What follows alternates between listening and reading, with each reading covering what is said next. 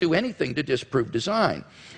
Now, what about the moral argument? Here he says that you have to prove that people would behave better if they believed in God. That's not the argument. I hope that's clear to everyone.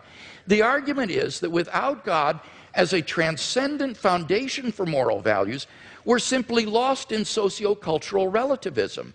Who are you to judge that the Nazi ethic was wrong? Who are you to judge that the ethic of ancient Hinduism was wrong? Who are you to judge that the Afrikaner apartheid is wrong?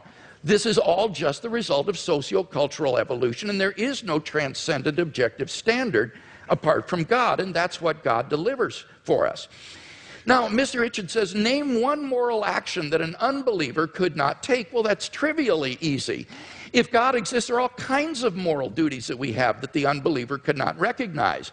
At the panel discussion last week in Dallas, when Mr. Hitchens demanded that someone name such an action, a pastor on the panel immediately piped up, "How about tithing?" Well, leave it to a pastor to think of that, but clearly that's an action that only a believer would take. Even more fundamentally, what about the first and greatest commandment? You shall love the Lord your God with all your heart, with all your strength, with all your mind.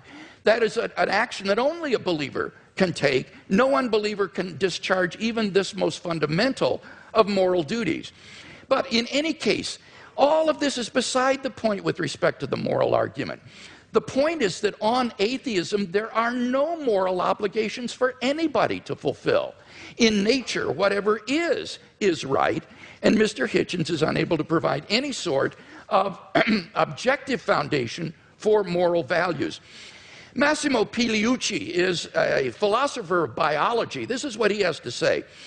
He says, on atheism, there is no such thing as objective morality.